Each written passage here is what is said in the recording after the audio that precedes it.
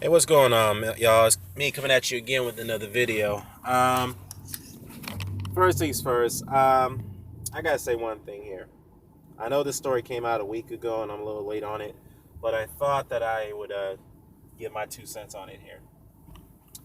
Now, recently it was reported that Floyd Mayweather had vacated all his WBC titles. Those titles naming from the 147-pound division and the 154-pound division. All right, and rightfully so. Um, but while he vacated his titles, he was also installed as the Emeritus. I don't know however you pronounce it. Somebody correct me on that. The Emeritus WBC World Champion, meaning that now that he's officially retired, he also has a right to fight the champion if he decides to come out of retirement, whoever that champion may be. Now, this is not a surprising move. It has been done in the past, whereas Vitaly Klitschko was named the Emirates champion after he retired.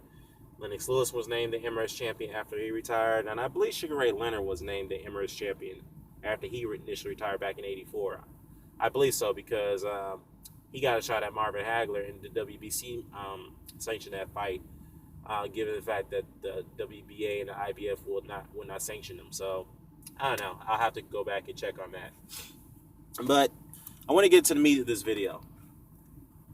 I smell corruption all over this because why in the world would the WBC announce a tournament given the fact that Amir Khan, who's been the mandatory challenger to Floyd's title for over almost a year, and Danny Garcia, who's ranked number 2, all of a sudden they have to participate in the tournament while the WBC initially stated that they were going to sanction that fight between the two so that way they could fight for the title, which I believe that would be more fair. Okay, if they were going to announce a tournament, why couldn't they announce the tournament when Floyd was a champion?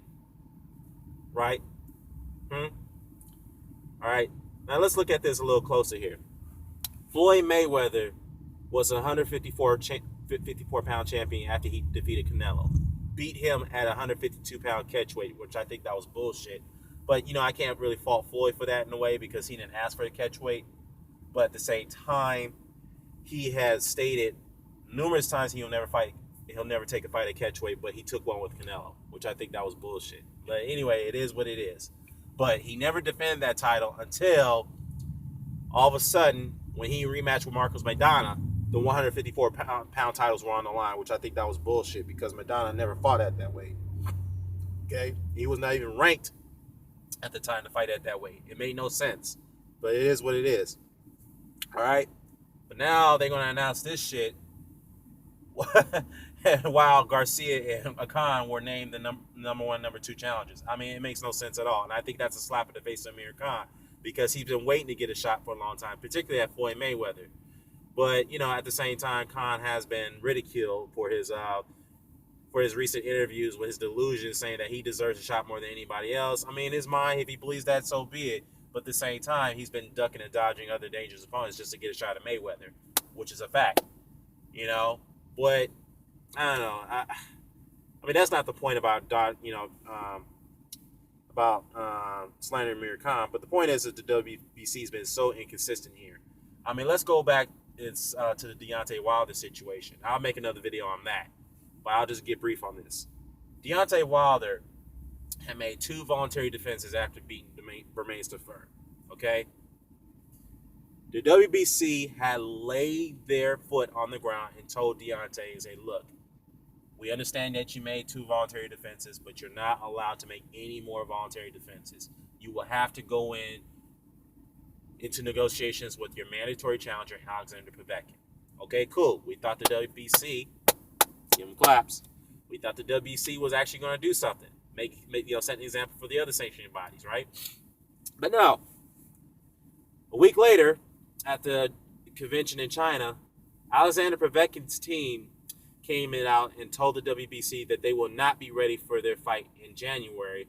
Instead, they'll be ready for April, which that makes no sense because Povetkin looks like he's in great shape. He's ready to go. Even though he had a fight with Marius Watts yesterday, he can still be ready for the fight in January, which I don't understand why they need to be prepped up for April. But at the same time, they say, you know what? Fine. but we can also allow Deontay Wilder to fight another voluntary defense in January. So now all of a sudden they want to recant their initial statement and say that we're not going to allow any more voluntary defenses for Wilder, but yet you allow Povetkin to, to give him more time to prep up for a fight in April with Wilder, but yet you tell Wilder, you say, okay, Wilder, go ahead and get another voluntary defense, even though you say he couldn't get one. Wow, okay. I don't know, man. I mean, it seems to me that this is fishy because given the fact that Floyd Mayweather has voided his mandatories for almost 3 years before he retired. And there's a reason behind that, because I believe that he paid a high-ass fat sanction fee to keep everyone quiet. That's just my opinion on it, because it makes no sense now that the WBC is making all these damn statements and rulings on how they dictate championship fights. It makes no sense. Oh, by the way, they did announce not too long ago that all their fighters will be testing through VADA, which is a good thing. Now, my question is this. If Floyd Mayweather does decide to come out of retirement, will those standard and rules apply to him as far as drug testing is concerned? Because I hope he does, because I don't want his ass to be getting an exemption that he can go to USADA. That's bullshit if that happens. But I don't know. Man, oh man, oh man. This is why boxing is in a fucked up state as it is right now. It's a laughingstock. All right? And 2015 has turned out to be the worst year of boxing. Probably more worse than it was last year.